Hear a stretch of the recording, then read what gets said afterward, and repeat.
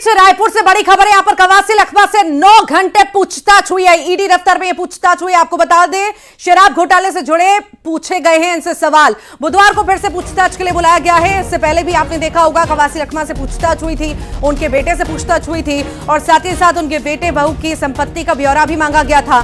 और इसमें यह भी बातें कही गई थी कि कई सारी खुलासे भी इस मामले में हुए हैं। ईडी के अधिकारियों ने कई सारी बातें भी कही थी और अब जब आज फिर से पूछताछ हुई है तो यही माना जा रहा है कि कई सारी चीजें और निकल करके सामने आएंगी।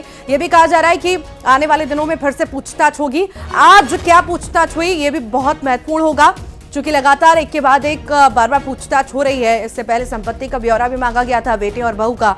अभी देखना महत्वपूर्ण है कि आखिर आज क्या पूछताछ हुई। तो ये पूरा जो मामला है शराब घोटाले से जुड़ा है और कई सारे संगीन आरोप इन पर लग रहे हैं और सबूत भी मिले हैं। ऐसा ईडी का कहना है कि कई सारे सबूत भी मिले हैं और सबूतों के आधार पर ही ये कार्रवाई हो रही है।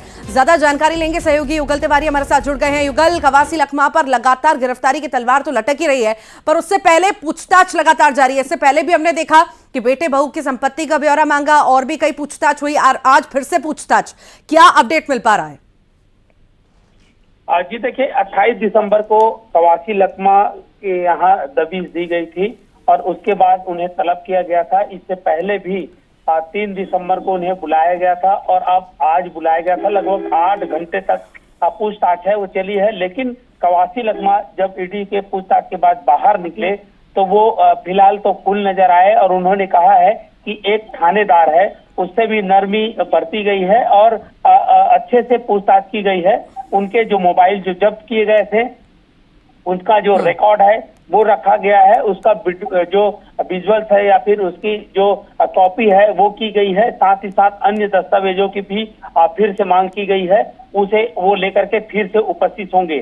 संभवतः बुधवार का जो दिन है वो दिया गया है, बुधवार को कवासी लखमा फिर पेश हो सकते हैं। साथ ही साथ जो ईडी ने जो दस्तावेज मांगे थे उनकी बहू और बेटे से जुड़े हुए जो दस्तावेज हैं, जमीन के जुड़े जो कागजात हैं, उसे भी उपलब्ध कराया गया है। लेकिन कवासी लखमा ने एक साफ बात कही है कि बस्तर की आवाज वो उठाते हैं, इसलिए सरकार के इशारे पर उन्हें इस तरह से परेशान किया जा रहा है। जी ठीक, फिलहाल बहुत बहुत शुक्रिया युगल जानकारी को साझा करने के लिए।